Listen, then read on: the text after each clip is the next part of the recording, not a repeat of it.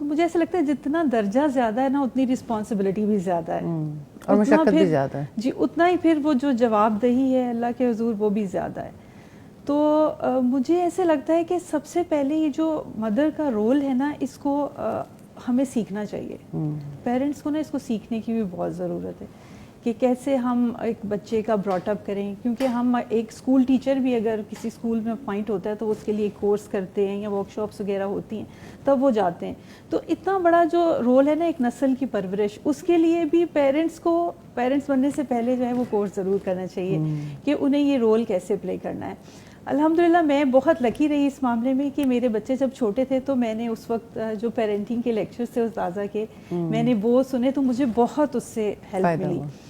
اور بچوں کو جیسے ہر لحاظ سے ان کی تربیت کرنے میں مجھے اس سے بڑا فائدہ ہوا.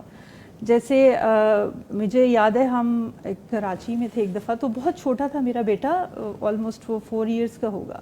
تو ہم ایک جگہ کھانا کھا رہے، کہیں انوائٹڈ تھے ہم، تو وہاں یوزلی یہ ہوتا ہے نا کہ ہوٹلز میں کوئی ایک سنگر بھی موجود ہوتا ہے. تو میرا بیٹا حالانکہ بہت چھوٹا تھا اور وہ مجھے مسلسل آ کے کہہ رہا ہے کہ ماما یہاں میوزک ہے، یہاں میوزک ہے نا. تو میں اسے کہہ رہی ہوں بیٹا صرف اگر ہم نہیں سننا چاہتے نا تو یہ باقی سب سننا چاہتے ہیں، صرف ہمارے کہنے پہ بند نہیں کریں گے. لیکن اب پتہ نہیں جس طرح بچے کھیل رہے ہوتے ہیں مجھے نہیں اندازہ ہوا کہ وہ کہاں جا رہا ہے. تھوڑی دیر بعد نا اس ہوٹل کا مینیجر آیا میرے پاس، ہمارے پاس ہماری ٹیبل پہ، اور کہتے ہیں کہ یہ آپ کا بچہ ہے. میں نے کہا جی یہ ہمارا بچہ ہے. کہتے ہیں اس نے مجھے آگے کہا ہے کہ آپ یہ میوزک بند کروا دیں، یہ شیطان کی اذان ہے. تو وہ کہتے ہیں میں یہ دیکھنے آیا ہوں کہ یہ پیرنٹس کون ہیں اس کے کہ جنہوں نے سکھایا بچے کو. تو مجھے ایسا لگتا ہے کہ اگر ایک ماں جو ہے نا وہ دین سیکھ لیتی ہے نا تو بچوں کے اندر خود بخود ہی وہ دین جو ہے وہ ٹرانسفر ہو جاتا ہے. اس کے لیے آسانی ہو جاتی ہے. جی، اس کے لیے باقاعدہ اس کو کوئی لیکچرز بچوں کو دینے کی. ابھی آپ لوگوں نے ایک بڑی اچھی پریکٹس کی، مطلب میں بڑا اس بات پہ ہم سب سوچ بھی رہے تھے اور یہ ایڈمائر بھی کر رہے تھے کہ آپ کے خاندان میں 7 8 9 بچیوں نے ماشاء اللہ حفظ کیا، اور آپ نے اس کو سیلیبریٹ کرنے کے لیے ان سارے بچوں کو جو ہے وہ عمرے پر بھیجا ہے اکٹھے، اور کچھ بڑے ان کو لے کر گئے. تو میں سمجھتی ہوں جب آپ ان کے لیے یہ خوشیاں بڑی بنا دیتے ہیں اور اس چیز کی اپریسیشن بھی کرتے ہیں، یہ کس طرح کا مومنٹ ہوتا ہے؟ کیا یہ مل کے خاندان سوچتا ہے اس طرح کی باتیں؟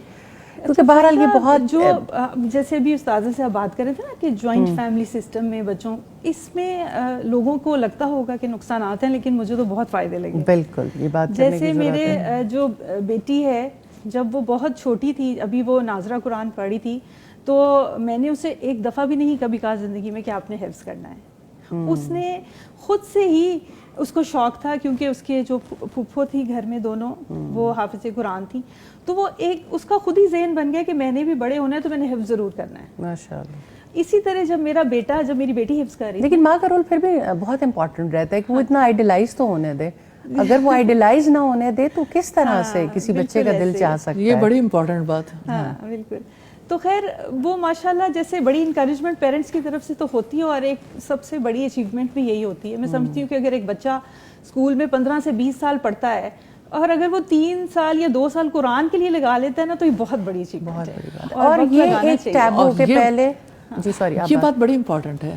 جو بچہ حفظ کرنا سیکھ لیتا ہے وہ صبر کرنا بھی سیکھ جاتا ہے. جی بالکل. یعنی اس ماحول میں کنٹینیوس لرننگ بھی ہے اور پریشر ہے، اور پھر اسی طرح سے عمرہ کرنا، عبادات بہت صبر سکھاتی ہیں. اور استاذہ یہ والی بات کہ آپ اپنے بچے کے لیے ان معاملات کو خوبصورت اور بڑا کر کے دکھائیں. اگر آپ اس کو امپورٹنس نہیں دے رہے سوسائٹی میں، آپ اس کی برتھ ڈے زیادہ بڑی سیلیبریٹ کر رہے ہیں، آپ اس کی اور ایونٹ سیلیبریٹ کر رہے ہیں. میں سمجھتی ہوں کہ اس بات پہلے ہمارے معاشرے میں انفارچونیٹلی بات کہی جاتی تھی کہ جو بچہ ذرا زیادہ نکما ہے یا چلتا نہیں ہے نہ تعلیم میں نہ کسی چیز میں تو اس کو دین کی طرف ڈال دو. تو میں سمجھتی ہوں یہ بہت بڑی مثال، یہ بھی ایک مثالیں ہیں جو سامنے آنی چاہیے کہ ان خاندانوں میں جہاں بچوں کی کنٹمپریری ایجوکیشن کے لیے اتنی محنت کی جا رہی ہے تو وہاں ان کو دین بھی ان کے لیے ایک خواب بنایا جا رہا ہے کہ نہیں، قرآن کو حفظ کرنا یا اس کی تعلیم حاصل کرنا بہت بڑی سعادت ہے.